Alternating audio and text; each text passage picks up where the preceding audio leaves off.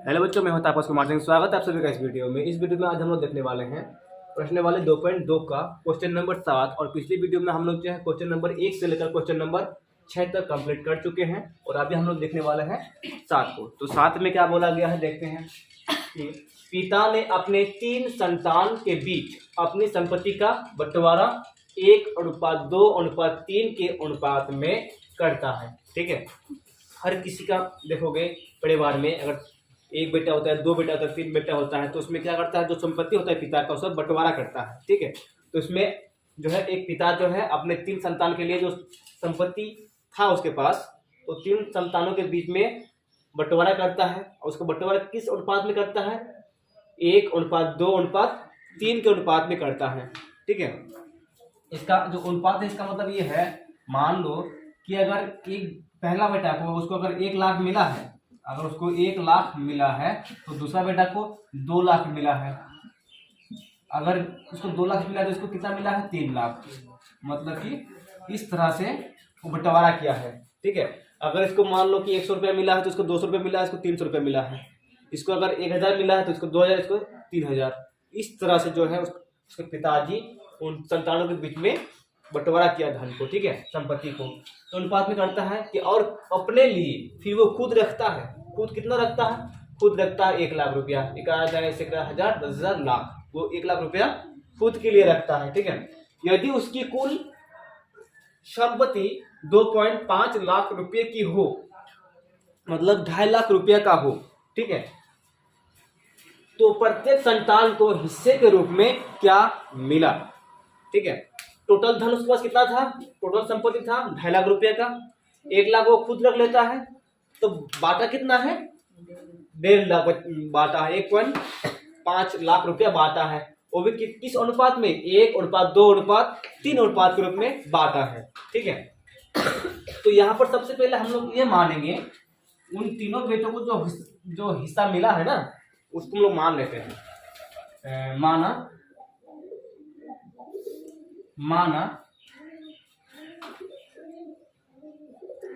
प्रत्येक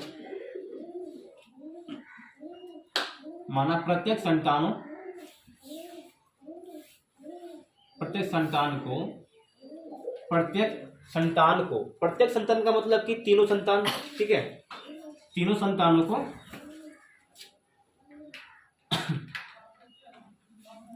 x, एक काम करते हैं, रिप्रेजेंटेशन कर सकते हैं। माना पहली संतान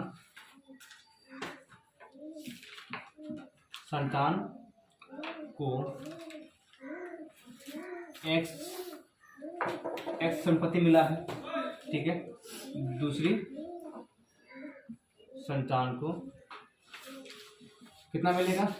2x। ठीक है, इसका कुछ तो एक है ना, और 5 में 2 दिया हुआ है 2, तो इसमें क्या हो जाएगा? 2x हो जाएगा। अब तीसरी संतान को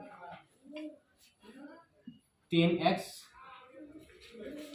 जो है 3x संपत्ति मिला है रुपया का। ठीक है, तो तीनों संतानों को मिला है। फिर वो कितना रखा है? खुद अपने लिए तथा अपने लिए रखा है। अपने लिए कितना रखा है? 1 लाख, 2, 3, 4, 5 दिन होता है। 1 लाख रुपये रखा है। ठीक है, अब प्रश्न में ध्यान देना। प्रश्न से हम लोग क्या करेंगे, उसने ये भी बताया है कि मेरे पास जो है कुल कितना धन है, कितना संपत्ति है? 2.5 लाख रुपए का ही संपत्ति है केवल। ठीक है, और वो खुद फिर रखता है 1 लाख रुपया। तो सबको जोड़ने पर जो तीनों बेटों को दिया है इतना करके, उन सबको और जो खुद रखा है उस सबको जोड़ने पर कितना होगा? टोटल 2.5 लाख ही ना होगा। ठीक है, सबको जोड़ेंगे तो, क्योंकि इन्हीं को तो बटा है ना 2.5 लाख को ही। फिर उसको फिर अगर एक साथ जमा करेंगे, एक साथ रखेंगे तो कितना हो जाएगा? 2.5 लाख हो जाएगा। तो प्रश्न से हम लोग करेंगे, सबको जोड़ेंगे तो 2.5 लाख होगा। ठीक है, सबको जोड़ेंगे x, पहला बेटा का x रुपया, दूसरी बेटा का कितना है संतान का 2x, और तीसरी का 3x, और खुद रखता है कितना 1 लाख,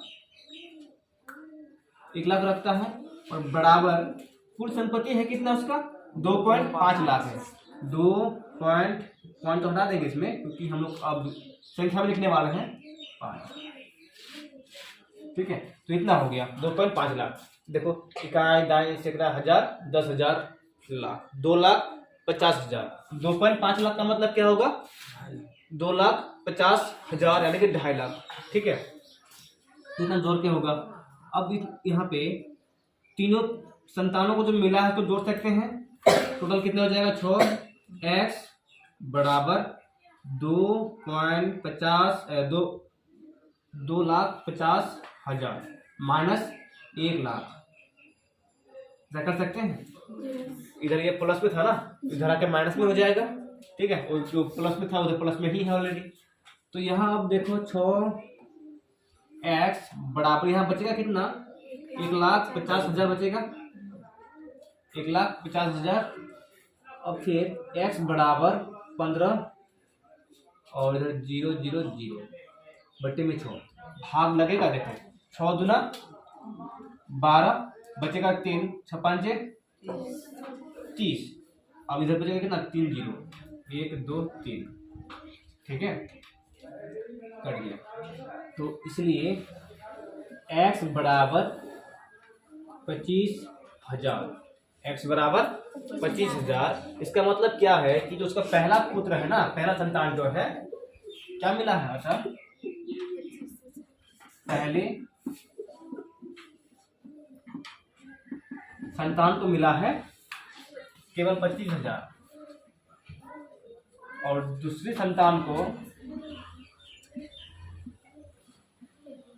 2 मिला है 2 गुना 25,000 बराबर 50,000, ठीक है। और तीसरी संतान को मिला है, तीसरी संतान है 3 गुना 25,000 बराबर 75,000 जो मिला है तीसरी संतान को, ठीक है। ये हो गया उनका बंटवारा, ठीक है। चलो इसको उतारो। उसके बाद हम लोग फिर 8 नंबर देखते हैं। तो अब देखो क्वेश्चन नंबर 8, ठीक है। तो क्वेश्चन नंबर 8 में बोला गया है कि 11 के लगातार 3 गुणजों का योग 231 है, उन्हें ज्ञात कीजिए। तो पहले यहाँ पर एक शब्द आया है गुणज, ठीक है। लगातार का मतलब रेगुलर होता है, ठीक है। गुणज शब्द क्या होता है पहले यहाँ पर समझते हैं। 1 12 शब्द एक संख्या है, ठीक है। 12 एक संख्या है। यहाँ पर हम लोग देखो 12 का पहले गुणज लिखते हैं, गुणज, और दूसरा होता है गुणनखंड, गुणनखंड, ठीक है। गुणज और गुणनखंड दो शब्द अलग अलग, ठीक है। इसमें 11 के लगातार 3 गुणज बोला है, तो गुणज में क्या लिखेंगे, गुणज में जो है 12 को गुणा करने पर, 12 को 1 से गुणा करेंगे तो 12 होगा, 2 से गुणा करेंगे तो 24, 3 से गुणा करेंगे तो 36, 7 से गुणा करेंगे तो 48।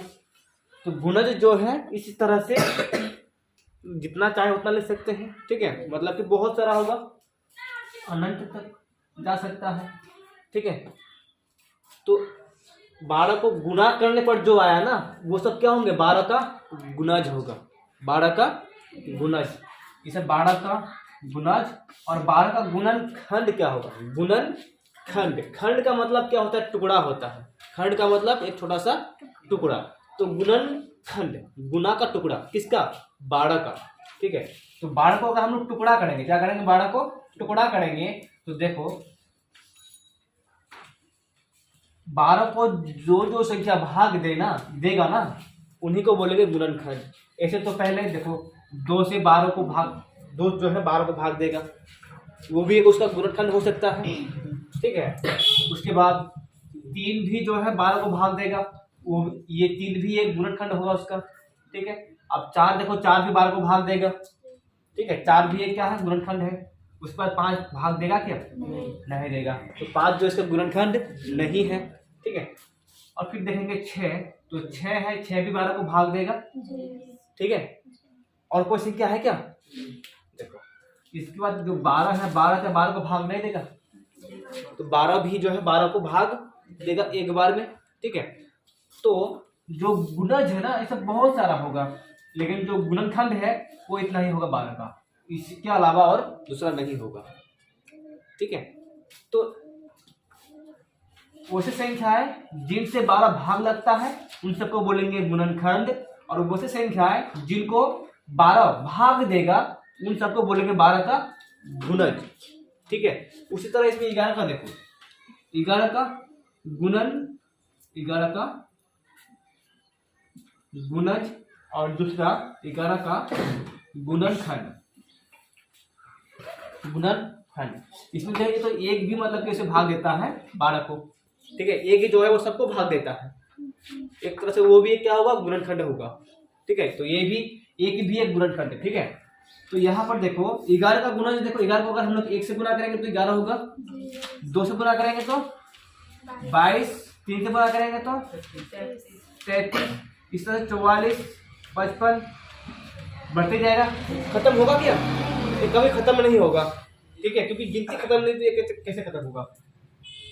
अब देखो 12 का गुणनखंड, 12 को ऐसे कौन कौन सी संख्या है जो भाग दे सकता है, पहला तो ये भाग देगा, ठीक है। उसके बाद सब 11 को भाग देगा, तो ये दोनों हो गया इसका गुणनखंड, ठीक है। 11 का गुणनखंड क्या हो गया, 1 और 11, और 11 जिसको भाग देगा ना, देखो ध्यान से समझो, जो संख्या 11 को भाग देगा वो गुणनखंड है, और जिस संख्या को 11 भाग देगा वो सब गुणज है, ठीक है। तो इसमें हम लोग 1 से गुणा किए, 2 से गुणा किए, 3 से गुणा किए, 4 से गुणा किए, 5 से गुणा किए।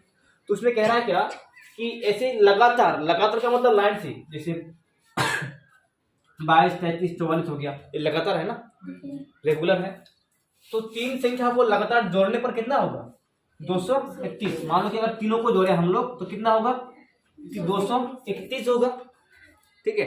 ऐसे ही हमें 3 संख्या को ज्ञात करना है जिनको जोड़ने पर 231 हो, ठीक है। तो हम लोग का पता कैसे करेंगे, ऐसे अगर हम लोग निकाल के देखेंगे, फिर जोड़ के देखेंगे होगा नहीं, फिर आगे जोड़ के देखेंगे तो होगा नहीं, तो इसे टाइम लगेगा ना, और लॉन्ग भी होगा बहुत, ठीक है। तो अब हम लोग करेंगे क्या, जिसे इसको हम लोग 1 से गुना किए, इसको 2 से गुना किए, इसको 3 से गुना किए, तो जिनसे गुना कर रहे हैं ना उसको मान लेते हैं x, ठीक है। और यहाँ पर देखो पहला संख्या क्या है 11, पहला गुणज क्या है 11, दूसरा गुणज क्या हो गया 22, तीसरा गुणज क्या हो गया 33 हो गया, ठीक है। तो यहाँ पर करते हैं, अब पहले मान लेते हैं,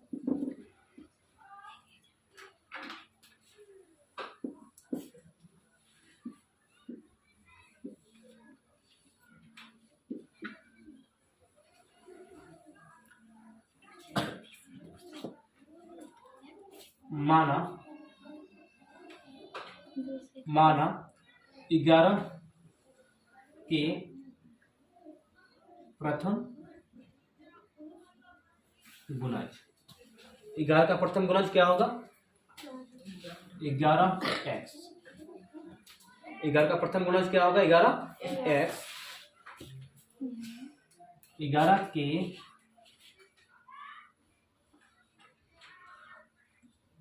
द्वितीय गुणज, इसमें क्या कर देंगे 22x, ठीक है। इसमें अगर हम लोग x से मान 1 लेंगे ना तो इसमें 11 के 11, इसमें 22 के 22, ठीक है, लगातार है ना ये। फिर 11 इसमें क्या करती थी तथा 11 के तृतीय गुणज क्या होगा 33x, ठीक है। इसमें अगर हम लोग x का मान 2 लेंगे तो 11 दूना 22, इसमें होगा 22 दूना 44, इसमें होगा 22 दिया 33, 33 दूना 66, ठीक है। वो रेगुलर आएगा, लगातार आएगा इसमें 11, इसमें अगर 11x करेंगे तो 1 लेने से सही हो जाता है, ठीक है। चलो मान लो कि x का मान 2 आ गया, x का मान 2 आ गया, तो इसमें 11 दूना 22 और फिर 22 दूना 44, फिर 33 दिया 2, 6 है। लगातार नहीं हुआ ना, तो लगातार नहीं हुआ, इस तरह से हम लोग नहीं मान सकते हैं, ठीक है। इसको हम लोग इस तरह से नहीं मान सकते हैं। इसको मानेंगे किस तरह से, ये पहला 11x पहला हो गया, तो तृतीय गुणज क्या होगा 11x प्लस 11, 11x प्लस 11। अब फिर दूसरा होगा 11x प्लस 22, क्या होगा 11x प्लस 22। अब देखो मान लो कि x का मान 2 आ गया, x का मान सपोज कि 2 आ गया है, ठीक है। इसमें 11 होगा, अब इसमें 11 गुना 2 22 होगा, इसमें 22 और प्लस 11, नहीं इसमें 2 आ गया ना, इसमें 11 दूना 22 होगा, 11 दूना 22, इसमें 11 दूना 22 प्लस 11 कितना होगा 33, फिर 11 दूना 22, 22 और 22 44, इतना लगातार हुआ, ठीक है। 22 33 44 लगातार हो गया, तो इस तरह से हम लोग मानेंगे, ठीक है।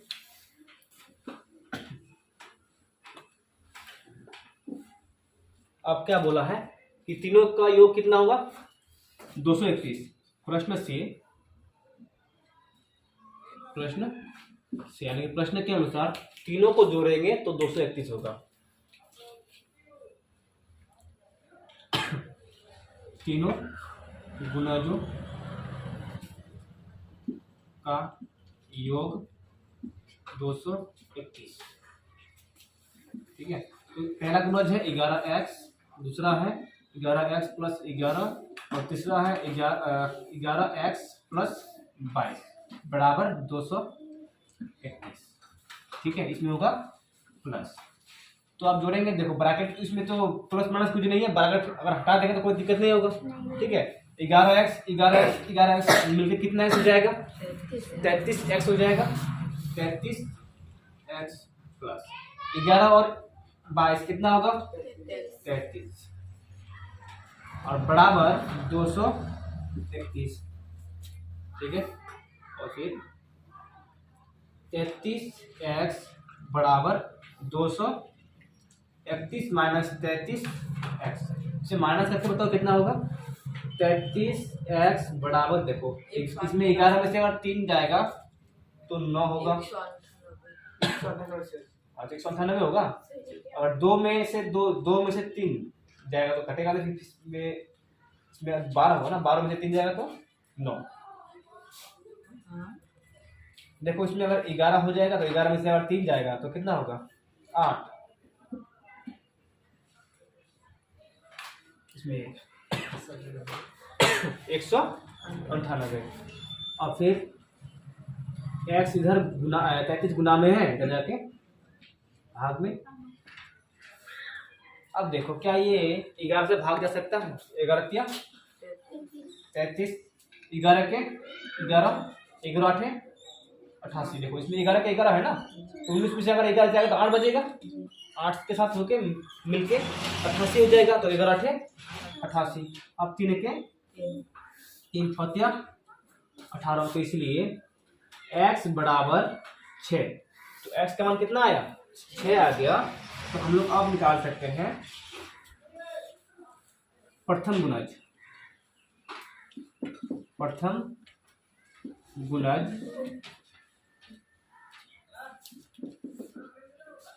गुणज 11 गुना 6 बराबर 66, द्वितीय गुणज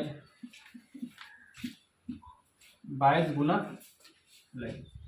11 गुना 6 प्लस 11 बराबर 11 से 66 और 11 कितना होगा 77 तृतीय गुना 11 गुना 6 प्लस 22 88 होगा। ठीक है, अच्छा तीनों गुणज निकल चुका है, तीनों गुणज निकल गया। तीनों को जोड़ने पर कितना होना चाहिए 221 होना चाहिए। अगर हम लोग जांच करना चाहेंगे तो जांच करके देख सकते हैं, हालांकि इसमें जांच करने तो नहीं बोला है। ठीक है, हम लोग देख लेते हैं जांच करके। 66 प्लस 77 प्लस 88 देखो 8 7 15 और 6 21 का 1 हाथ में 2 8 7 15 और 6 फिर 21 और 2 23 तो जोड़ कितना हुआ। ठीक है, तो इसको उतारो, उसके बाद फिर हम लोग 9 नंबर देखते हैं।